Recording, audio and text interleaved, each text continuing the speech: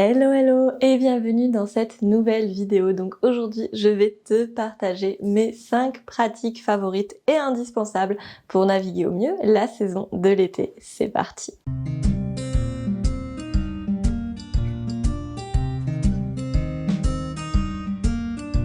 Donc en été, qu'est-ce qu'il se passe? C'est l'augmentation de la chaleur, c'est l'augmentation du feu. Donc en Ayurveda, ça va être la montée progressive de Pitta Dosha.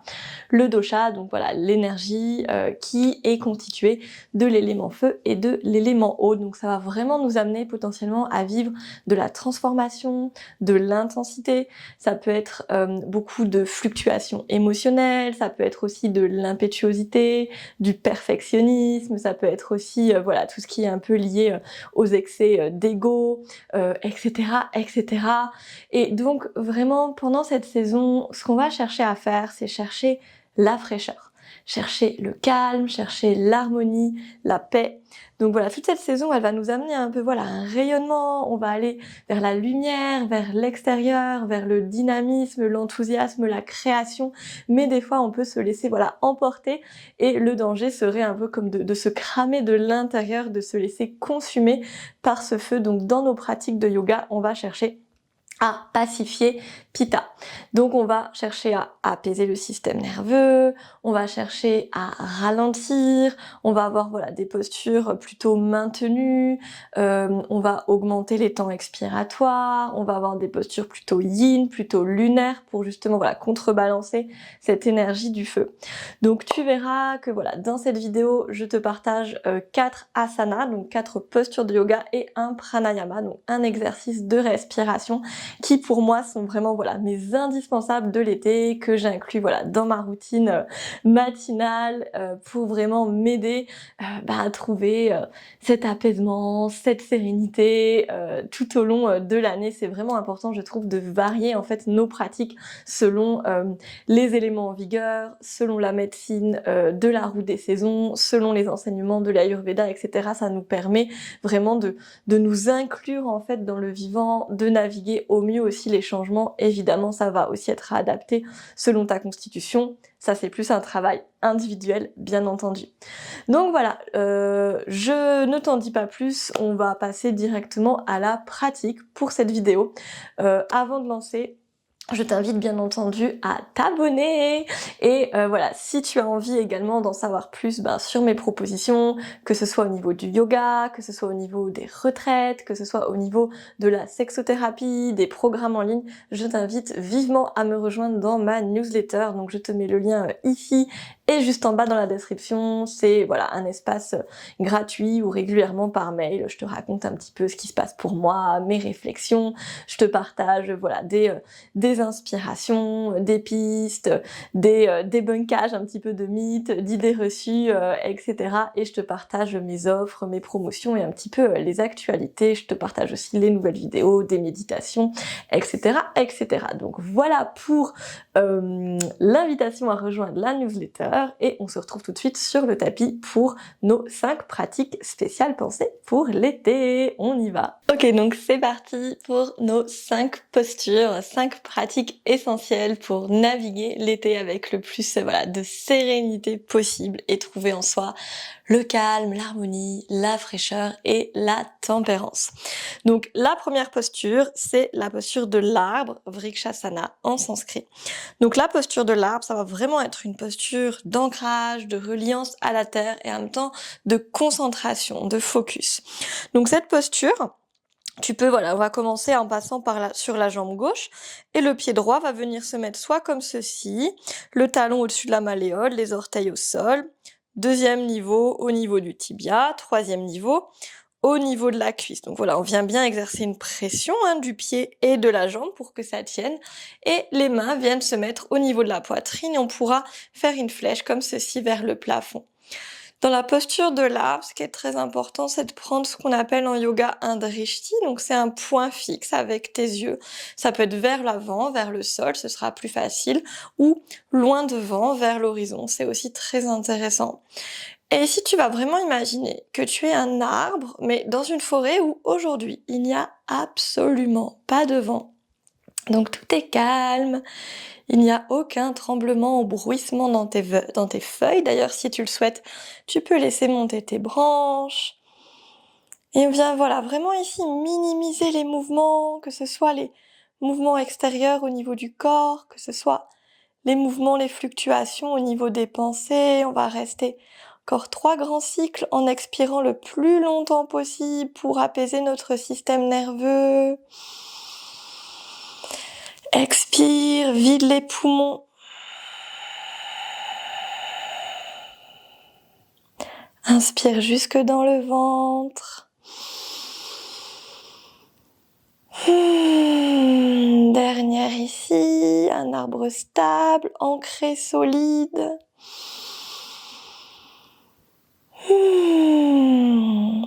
Magnifique.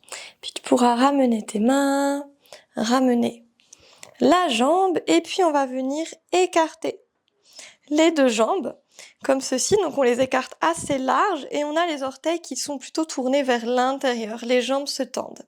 Ici tu peux amener les mains sur les hanches, inspirer, on passe pour notre deuxième posture. J'expire, je pousse les fesses vers l'arrière, j'aplatis mon dos, j'inspire. Et j'expire, je relâche le ventre vers les cuisses, je suis en pince écart, donc je viens attraper mes tendons d'Achille ici en passant mes mains par l'extérieur. Et je vais chercher à me tracter, à relâcher la tête. Ici, on est vraiment dans une posture de flexion avant, donc de retour à l'intérieur.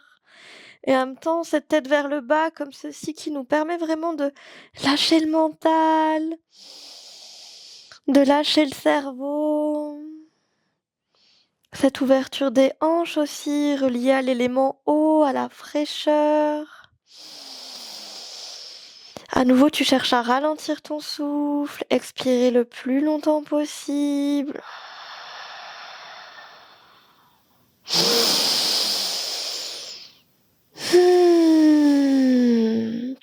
Et tu relâches, on va passer à notre troisième posture, donc tu peux aller vers l'avant de ton tapis, tu poses le genou à l'arrière et tu relâches les orteils. Ici tu vas inspirer, tu vas monter les bras, à nouveau tu fais une flèche, comme quand on était dans l'arbre, on est dans notre fente basse, Anjaneyasana.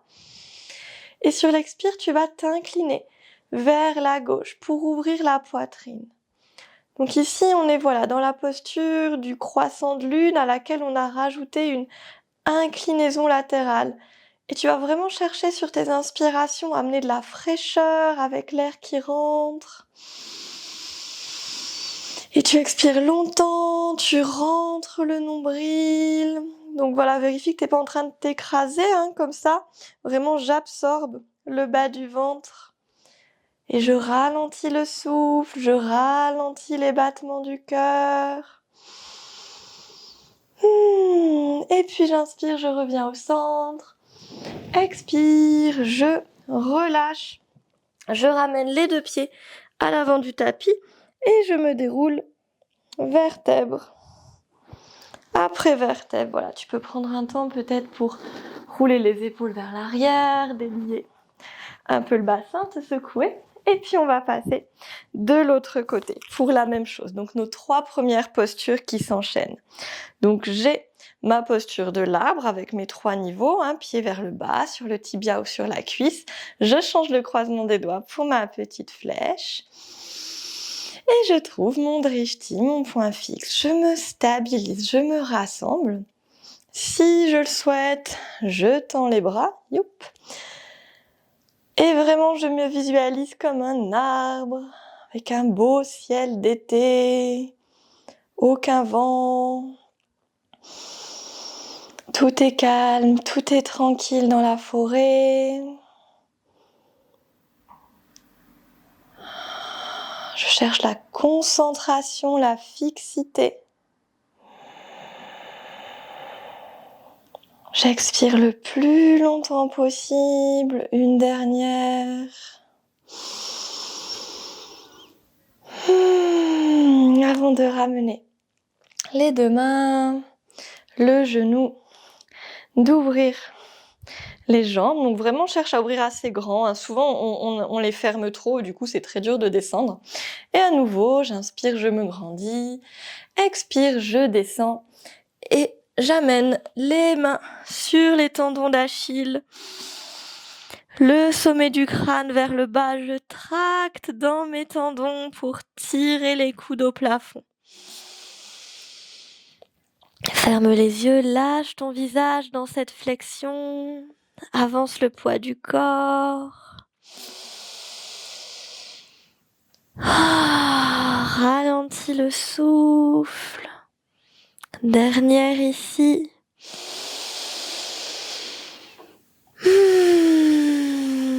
Et tu relâches, donc tu pivotes sur ton autre jambe. Donc si tout à l'heure tu avais comme moi la jambe gauche vers l'avant, maintenant c'est la jambe droite. Genou au sol, orteil à l'arrière. Inspire dans ta fente basse, Anjaneyasana. Et expire, tu t'inclines vers la droite. Garde bien le bas du ventre rentré. Et on prend plusieurs cycles ici pour oxygéner le flanc. Rafraîchir tout le côté gauche à l'inspire, bien ancré. Rentrer le ventre à l'expire, dernière. Et reviens au centre. Inspire, ouvre la poitrine. Expire. Et je reviens vers l'avant et je déroule le dos pour arriver en position debout. Et à nouveau, voilà, peut-être un petit temps pour ouvrir les épaules, délier le bassin, te secouer. Génial. Et on pourra descendre sur le sol. Ok, donc notre quatrième pratique, ça va être une respiration, donc un pranayama en yoga. Et je vais te proposer aujourd'hui la respiration du 4-6-2. Donc c'est une respiration qui va avoir pour effet d'augmenter le temps expiratoire. Et quand on augmente le temps expiratoire, on vient vraiment envoyer l'information de la détente, de la sécurité, du calme au système nerveux. Et ça va vraiment être notre intention pour l'été. En plus, voilà, vraiment de se concentrer sur la respiration. Ça va t'aider à te recentrer, ça va t'aider à aller dans le corps, à quitter voilà le stress, l'agitation, les pensées et vraiment voilà trouver un espace d'apaisement, d'harmonie à l'intérieur de toi. Donc cette respiration, elle viendra faire j'inspire sur 4 temps, tout se fera par le nez. Ensuite j'expire sur 6 temps, donc ce sera plus long. J'ai tout vidé mes poumons, je reste poumon vide pendant 2 temps et je repars. Inspire 4, expire 6 et maintien 2. Et on va faire ça plusieurs fois. Pour favoriser l'ancrage, tu pourras prendre pouce et index ensemble avec tes doigts comme ceci et diriger les doigts vers le bas. C'est vraiment dans l'idée, voilà, quand on fait cette mudra, c'est comme une prise de terre. Tu vois, les doigts, ils se prolongent et ils m'amènent des petites racines jusque dans le sol. N'hésite pas à surélever le bassin pour que ce soit plus confortable. Coussin, brique, zafou, couverture. Peu importe tant que ton dos, voilà, est étiré et que ton ventre peut respirer librement. Donc c'est parti, tu peux fermer les yeux. Relâchez les épaules, le bas du dos. Et je vais inspirer. 4, 3, 2, 1. Et j'expire. 6, 5, 4, 3, 2, 1. Et je maintiens. 2, 1. Et je repars. Inspire. 4, 3, 2, 1. Expire par le nez, rentre le ventre. 6, 5, 4, 3, 2, 1. Maintiens 2, 1. Et repars. Inspire jusqu'en bas du ventre, jusque dans le bassin. 4, 3, 2, 1. Expire 6, 5, 4, 3, 2, 1. Maintiens 2, 1. Et continue en comptant toi-même le tempo dans ta tête. En te concentrant sur ce rythme intérieur, sur les flux de l'air à l'intérieur de toi. Tu peux relâcher ton visage, tes épaules, ton cerveau, le bas de ton dos. Et toujours, j'inspire sur 4 temps. J'expire sur 6 temps et je maintiens sur 2 temps. Continue quelques cycles ainsi.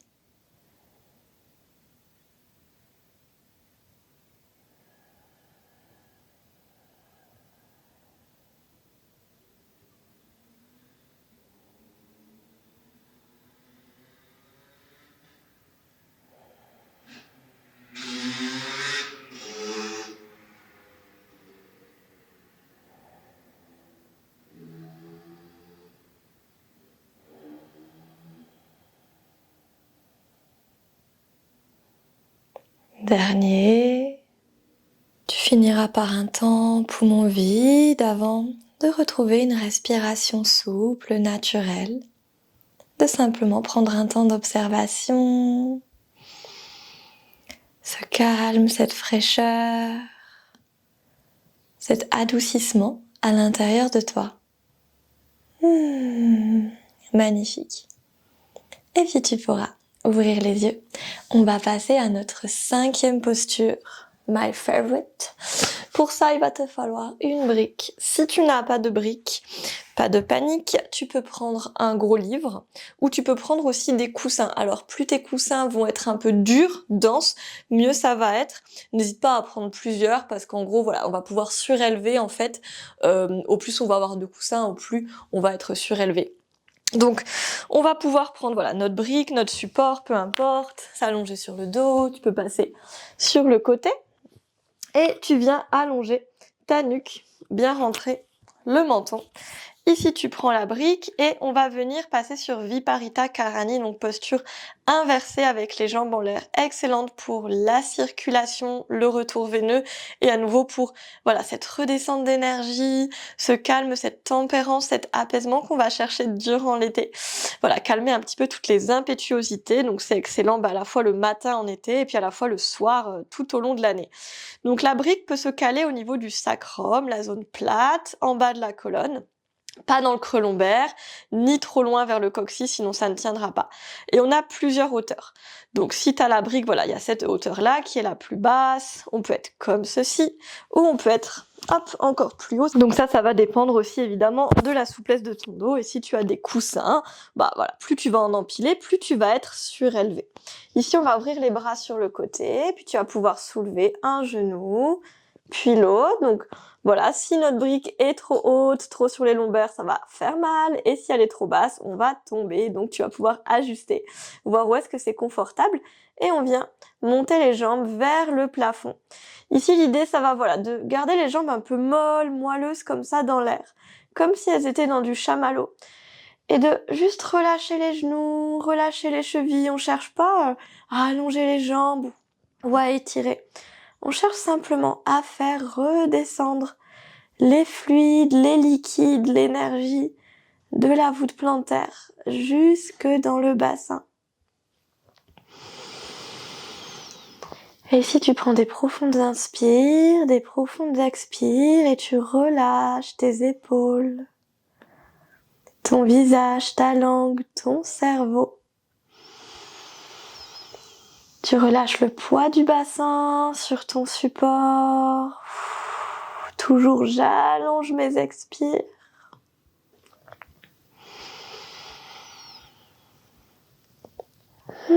Tu restes aussi longtemps que tu le souhaites dans cette posture de régénération et d'apaisement. Cette posture de rafraîchissement.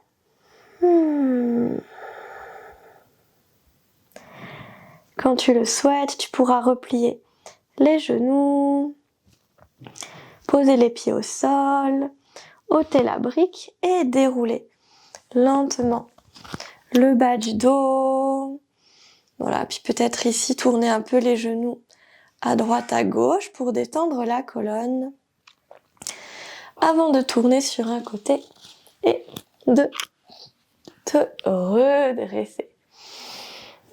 Donc voilà pour nos 5 postures pratiques spécialement dédiées à la saison de l'été, donc une saison pour pacifié, Pitta Dosha, une saison pour trouver voilà toute l'énergie de la fraîcheur, de la tranquillité, de l'apaisement, une saison où des fois on est un peu mis à rude épreuve et ballotté par l'intensité, le dynamisme, la chaleur du monde alentour. Donc voilà, inclure ces pratiques, ces postures, cette respiration dans tes routines ou juste les distiller par-ci par-là dans ta journée, ça va vraiment pouvoir t'aider à naviguer au mieux cette saison, à vraiment voilà trouver le plus de paix, de tranquillité durant durant cet été, puis peut-être tout au long de l'année si tu sens que c'est de ce type d'énergie et de pratique dont tu as besoin. Si tu apprécies mes contenus, n'oublie pas de liker cette vidéo, peut-être de la partager, de t'abonner à la chaîne et je t'invite aussi à me rejoindre à ma newsletter, donc c'est gratuit. Je te mets le lien juste en bas, j'y partage voilà mes inspirations du moment, j'y parle de mes propositions, de mes offres, de mes retraites, de tout mon travail aussi en sexothérapie. Donc voilà, c'est complètement gratuit. C'est un espace voilà de partage intime, profond, libre aussi. Donc je serais vraiment ravie de t'accueillir dans cet espace si tu apprécies mon travail et que tu as envie d'être au courant de toutes les actualités, d'être un petit peu plus en lien avec voilà tout ce qui se passe pour moi, ce qui me nourrit et ce que j'ai envie de partager. Je te fais des gros bisous, je t'embrasse et je te dis à très vite pour de prochaines vidéos. C'était Fanette.